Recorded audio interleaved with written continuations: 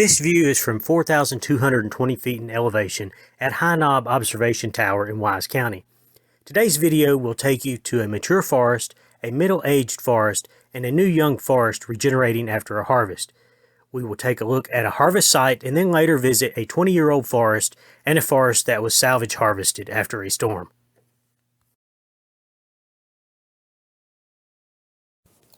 In the distance here we can see Mount Rogers on the left and White Top, and as we turn looking more in the southern direction we can look into the mountains of North Carolina.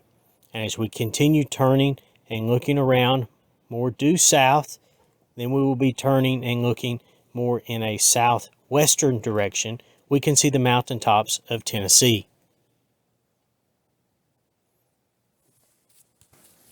As we turn around in a northern direction, we will see the mountaintops in the distance of Kentucky.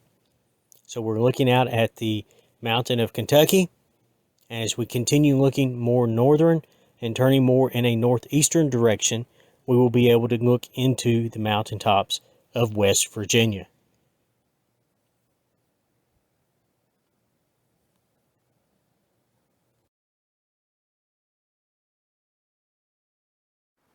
Hello, I'm Bill Worrell. I work as a Forestry and Natural Resource Extension Agent with Virginia Cooperative Extension, located in Southwest Virginia.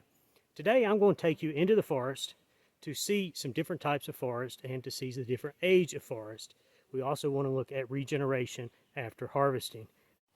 Here we have a nice northern red oak tree growing. It's growing as a single stem tree. That's allowed it to get bigger and be much larger than some of the other trees in the forest here. It's greater than 20 inches in diameter. If we zoom in, I'll show you down the hill from that northern red oak tree. We've got two trees growing close together. The one on the left is a sugar maple tree. The one on the right is a black cherry tree. Again, they're growing as single stem trees, and that will allow them to get bigger and grow larger over time. Here's a black cherry tree I found growing as a multi-stem tree. Obviously, it was growing or began growing as stump sprouts many years ago, and some of them have died over time, but a few of them still are alive and are continuing to grow to get taller and larger in diameter. These multi-stem stump sprouts that grow into bigger, older trees are candidates for crop tree release. So once they get old enough and big enough that it shades out the forest floor, and then mainly what we have growing are the trees, it's a good idea to go in and cut down or kill some of those stump sprouts, so you just have one main tree growing off of that stump as a stump sprout instead of a cluster of several smaller trees. And if we look on the site, here again we can see some of the northern red oak growing, some red maple. Actually, I see a black birch down there and some more oak. This shows you how the forest is greening up and starting to grow back after last year's harvest. It was harvested with a clear cut. This site was harvested last year, but on this upper portion of the harvest, where they got started early in the summer, the trees actually started stump sprouting the same year the harvest actually was taking place. See some limbs that are remaining on the site, and I just wanted to point this out because even though this site was harvested with a mechanical logging operation with tracked cutting machine, with grapple skidders, and then they took in the tree tops and put those through a whole tree chipper, and they chipped those up into biomass that went to a biomass market. But even though they were utilizing those tree tops and tree limbs from the site, it's impossible to get them all. And that's a good thing. We want some coarse woody debris to be remaining on the site to actually decompose into the soil. I want to show you some more regeneration in last year's clear-cut harvest. Right here we have a red oak seedling that's growing, and just a couple of feet away we also have another red oak seedling that is growing. And if we walk a few more feet, closer to 4 feet away, here we will find a chestnut oak seedling. And if we look at the timber type adjacent to the clear-cut harvest, we will find a mixture of some red oaks. We find an occasional white oak or two. We find some scattered red maple trees, And we find an abundance of tulip poplar trees in places, and a few other miscellaneous hardwood trees growing, like some sourwoods, black gum. I'm now going to take you into an area that was harvested in the summer of 2018. So we will have at least 2 years of growth on this regeneration. Here's the stump and stump sprouts I was just standing in front of. I wanted you to see how many sprouts are coming off that stump. We've got lots of sprouts, and you can see that they are leafing out. If we take a closer look there, we can see that there are some brown leaves, and that's just freeze damage from the freeze we had over Easter weekend. We do find some oak regeneration on this site from stump sprouts. We've got some red oak stump sprouts, and that just a little bit of ways from there, we have some red oak seedlings that we have found that are growing. That's some red oak seedling, tulip poplar. Just another couple feet away, we find a hickory, and we find another red oak. And of course, there's also some maple. Again, here we see some more tulip poplar stump sprouts. We also have some brambles growing here. Be some good wildlife food. We also have what appears to be a cherry seedling growing. Looking behind here, we can find another cucumber tree. We can find another northern red oak. And we just see lots of vegetation growing on the site with some more woody debris. Lots of vegetation growing. We walk over here and we can even find some black locust seedlings on the site. At our higher elevations, we'll even find some black locust trees growing in our forest.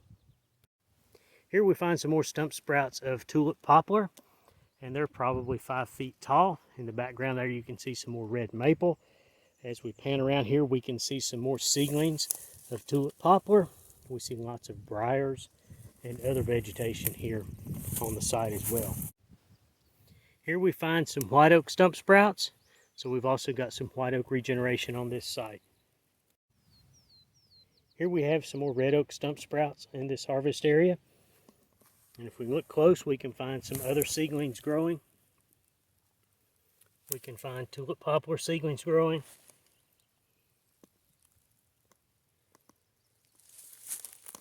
Right here we actually have a sassafras seedling growing. You see the three-lobed leaf there in the middle? As we look across this harvest that was conducted in 2018, we can find lots of stump sprouts growing. We've basically had 2 years of growth. We can see stump sprouts that are between 4, 5, some maybe even 6 and 7 feet tall.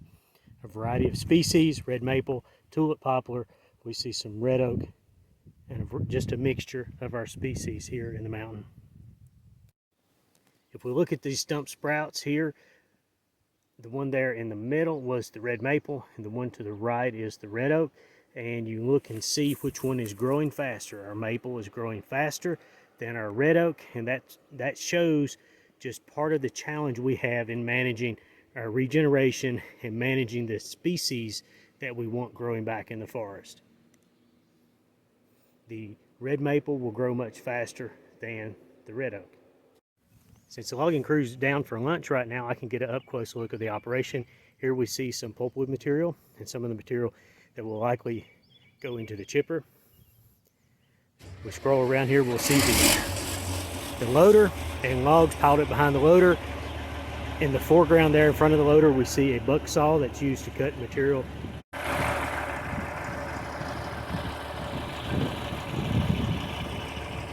The blue machine there at the rear of the truck is the chipper, and the loader will feed the tops and the limbs into the chipper, and the chipper will cut it and blow it into the back of the truck.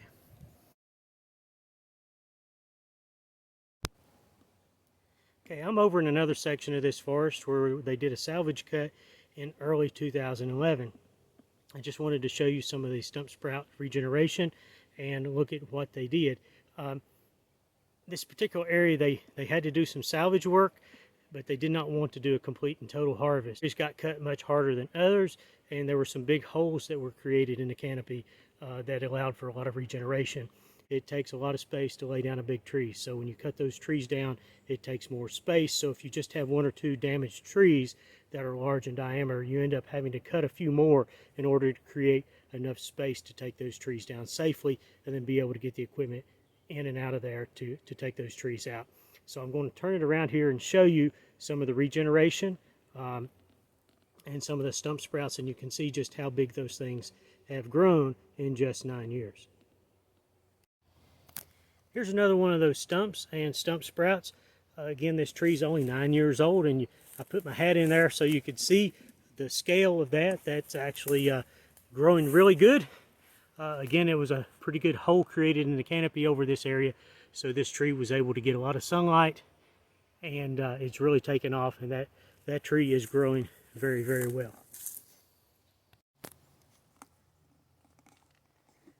In the salvage harvest, where we took out some trees, but they didn't have to take all of the trees out, you created a lot of openings to get good regeneration. So we had a lot of sunlight on the forest floor here. We got good tulip poplar regeneration, and this site here could be one that in the near future could benefit from some type of crop tree release.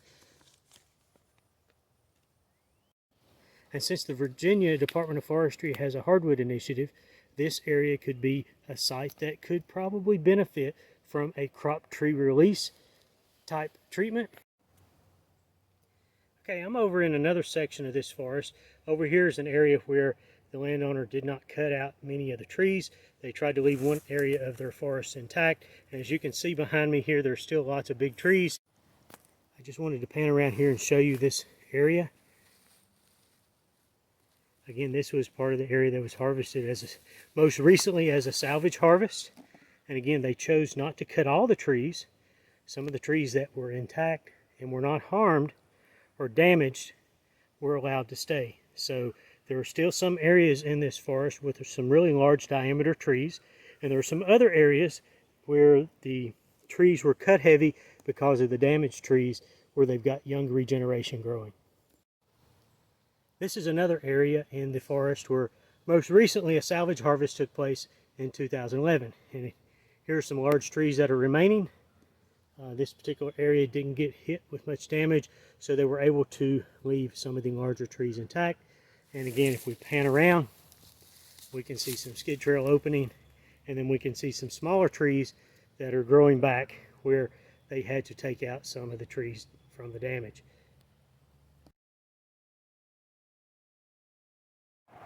Now I'm in a stand that was harvested in 1999. So we have 20 years of new growth, and we want to take a look at what we have growing. And taking a look around here on this area where I've stopped, we see some yellow poplar. We also see some black cherry and a few other variety of species. But predominantly, the species we have growing here are tulip poplar. Of course, you also see what we find growing.